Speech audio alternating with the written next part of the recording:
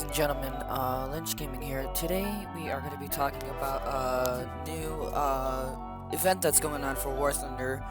And that event is actually called Operation Shipyard. And I have several questions regarding why Gaijin wanted to do this, but we'll never know. I have only one question for it, and is it worth it? Is it worth grinding out Operation Shipyard? Honestly, in my opinion, yes and no, because, well, the fact that, it's just borderline stupid, because the reason I think it's probably one of the most bad operation is because it's the new vehicles that are coming out for Operation Shipyard. And I want to note that in Operation Shipyard, you will be getting vehicle vouchers, which are coupons for tanks, ships, and helicopters, and planes. The first one that I want to talk about is the coupon for the VT1-2, the German Rank 6 vehicle with double Leo guns, which is Leopard, Leopard L/44 cannons. It's got I want to talk about the pros and the cons of the vehicle. The pros are it's got good speed, good reverse speed, good guns, 120mm Rheinmetall L44 cannons times 2. It's got good reload rate at 5 seconds for not at max, but if not at max crew. It's got good armor penetration on both guns, up to 650mm of armor pen at 1000mm. Good vertical guidance, minus 10 degrees and slash 15 degrees up. It also actually has night vision and thermal sights for seeing in the dark and stuff like that, which are really interesting and I'm actually excited for. The thing I would like to point out are the cons that are associated with this vehicle. It has horrible hull armor, can get pinned from any area of the tank. Horrible turret armor, can if you get shot from the gun or any gun, and you only have one working, which will probably be useful. Gun can definitely get breached on both sides if one is out of operation in one match. If you decide to take that out in an actual match. It only has 3 crew, which is definitely a huge downside. If you get penetrated from either side of the tank, the crew will definitely be exposed. It will definitely be penetrated, and the crew will possibly get killed. I've noted that when I test drove the vehicle that I actually got a chance to see the armor effect that the tank had, and it's shit. Honestly, it's complete shit.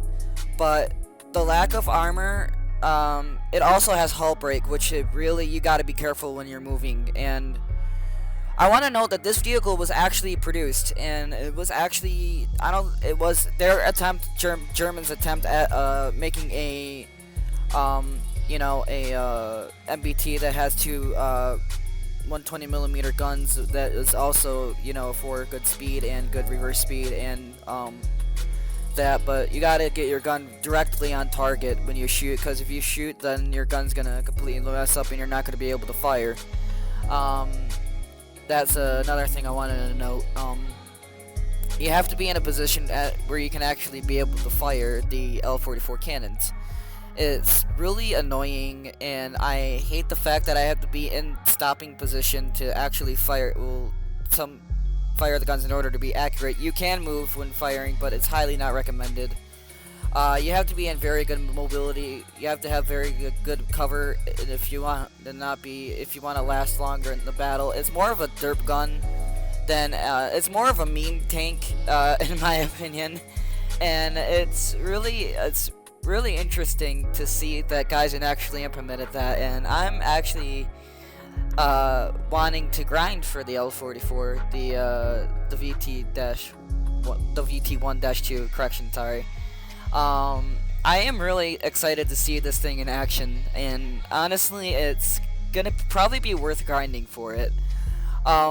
There's another thing that I want to talk about for Operation Shipyard, and that is There's a new helicopter for American Rank 5 helicopter, and there it is probably gonna also be worth grinding for. The pros. I want to also talk about the pros and the cons. Um, I'm just noting this in my notepad, so I'm sorry if I get this wrong, but I've did my research and everything in the prior to making this video. So pros. It has excellent armament as needed for a good helicopter. It has 7mm machine guns, which can penetrate up to 13 millimeters in range, and also has 2050 cals. 2050 cals.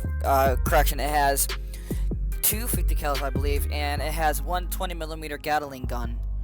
The Gatling gun is not at all very effective, and it sways way too much, causing massive recoil. And it also carries up to 40 Mighty Mouse rockets and can carry one AGM-12B, which is a guided tank missile that you can actually use for laser, which has really good which is an accurate laser. Oh my god, but you get what I mean. You get what I mean. It also has excellent night vision, which actually I didn't expect it to have it at all. When I looked at the modifications and specifications and stuff like that, and it has a really cool looking cockpit. I wanna note that it has an accurate laser target sighting. And the cons, it has horrible speed, really horrible speed, and it spools a lot. Basically, you have to try to not starve the engines, as it does have fuel starvation. I did that in a test flight, and I actually saw that it actually does have fuel starvation, and I was, that was one of the things that I didn't really want happening, or yeah, etc. Another con is that this helicopter is a copy-paste of the French model helicopter of the H-35 as well. And this con also has range for the AGM of only 4 kilometers out. It is easily able to be spotted by ground targets if you take this into ground battles. And another thing I wanted to mention, if you're in realistic settings, like tank realistic battles, the oil overheats very, very quickly, so you gotta be careful of that. It's much noted that if you've seen my latest video tutorial on how to set manual engine control, it definitely helps out a lot. It sets your mixture, your prop pitch, and your oil and engine control as well. I've already noted that it has the 20mm gun has massive recoil and it sways a lot and not very accurate. That is also what I noted and saw in the test drive as well. And I will now talk about the Russian MBK-161. This is the one that everybody is default grinding. Pros. The pros and cons of the thing also has a 76.2mm cannon tank gun, which is mounted off the roof of a KV one ZIS-5 cannon. No, not a ZIS-5. I think it's a 76.2. I can't remember, but it's one of the I think the premium KV-1E also has a 76.2 millimeter and whatnot, and the 45 millimeter cannon tank gun is one of the least effective cannons, which has been seen in a lot of tank RB with 2.3 battle ratings at Russian, like the T-26 and the T-50 and stuff like that, etc. It also carries APHE BC, which is armor piercing high explosive ballistic capped. The 76.2 APHE BC actually has a penetration rate of 84 millimeters of pen at close range. Range varies depending on angles and slope of angles and stuff like that, and it also has 45 millimeters The 45mm tank gun also has a pen of 66 at close range, and like I said, range varies depending on slope of the armor and range as well. Has gunners that help shoot aircraft, ships, and good motor penetration as well. Which I would like to note out as well. And cons: horrible reload rate, horrible for traverse speed, horrible speed. Basically, it only goes like 13 to 18 miles an hour.